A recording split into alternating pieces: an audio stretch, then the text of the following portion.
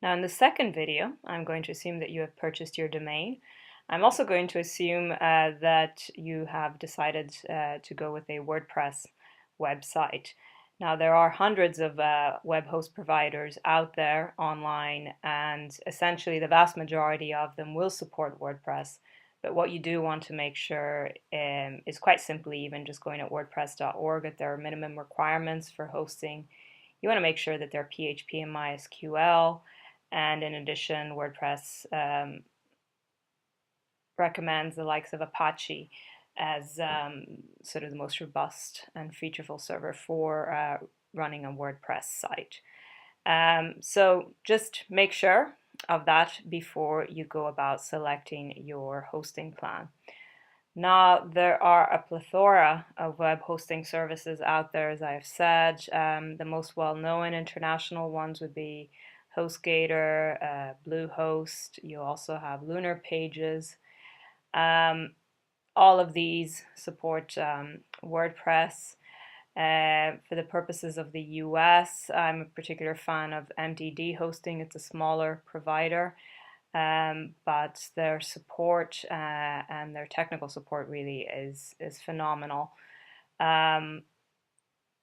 You will want to some extent, people that want to be focusing on one particular country, say your business is based in the UK and most of your potential client base are in the UK or some other country, you'll want to potentially look at a host provider in that area, because generally, although it's not out of the question to use an international host provider like HostGator, but generally the feeling is that for search engine optimization in your country, it would help if your server is actually physically located in your country.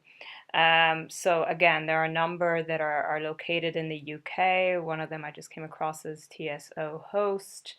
As there are others. I know I'm based in Northern Ireland, so quite often I have to pick between an Irish or UK based one.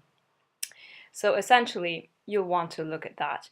The bottom line, folks, is that you want to, apart from making sure that your site, your hosting provider will host a WordPress site, the thing I urge you to check is really the level of support that that host provider will provide you. I've been stuck with some host providers in the past that only have ticketing systems, and this can get quite frustrating, especially if, like me, you're not necessarily an IT full-on techie person and you're having to go back and forth with messages to a very techie person.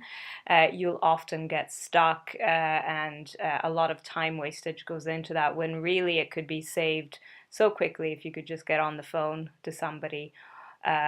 Also, the likes of HostGator, for example, will have a 24-hour, 24/7 live chat service to be able to live chat with a customer service person, and that helps immensely.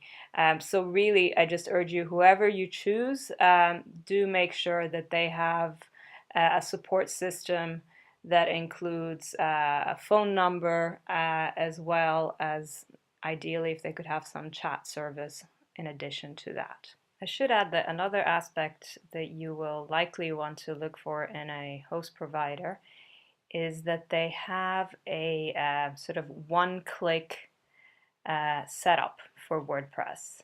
Let me just go back to TSO Host. As you can see here, they advertise the fact that WordPress can be installed in one click. This is also the case with the likes of HostGator and Bluehost.